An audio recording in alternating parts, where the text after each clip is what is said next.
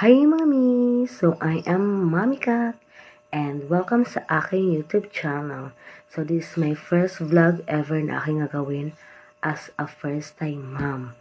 And of course, this is very important dahil nga sabi nila, sharing is caring. So for today's video Mami, share ko sa inyo kung ano ang ginagamot ko sa ubot sipon ni baby. At hindi lang yan, kapag may kasama pang halak. Ayan. So, sa first time mom, sa mga first time mom kagaya ko, so of course, andyan yung worry natin, diba, kapag may iniindang hindi maganda si baby.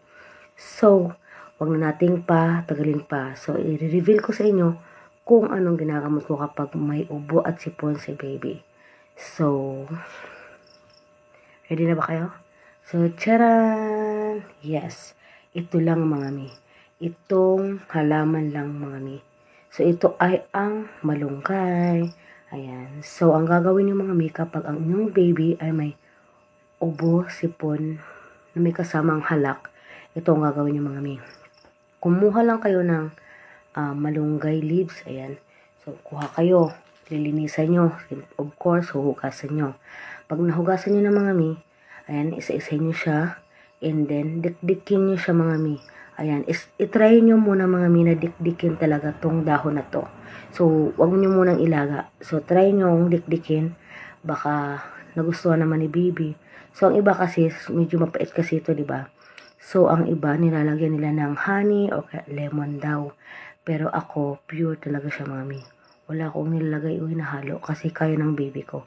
Pero kung hindi kaya ng baby nyo, pwede nyo rin siyang gawing ilaga nyo na lang o kaya lagyan nyo ng mainit na tubig, ibaba nyo yung malunggay, ayan, and then, yun yung ihalo nyo sa kanilang milk, ayan. So, pwede yan, mami, kasi yan yung ginagawa ko. Ayan, so, ginagawa ko, pinapakuluan ko, o kaya dinalagyan ko ng mainit na tubig, at yun yung ginagawa kong tubig sa milk na kapag, nagtitimpla ako ng gatas niya. So, yun mga mi, sobrang effective nito mga mi. Swear, sobrang effective kasi proven and tested ko na siya sa mga mi. Kaya, yun, try nyo mga mi. Baka makatulong pwede sa inyo. So, for today's vlog, ito lang muna ang aking share mga mi. And see you on my next vlog. So, sana marami kayong matutunan sa aking gagawing mga video. Ayan, so maraming utang gagawin. So, na aking experience as a mom. So, sa mga katanungan o may gustong itanong, comment down below at babasahin ko yan. And baka magkaroon ako ng idea or magawan ko ng content. So, kung ito ay naranasan ko at ng baby ko. So, yun lang mga mi. See you on my next vlog. Bye-bye!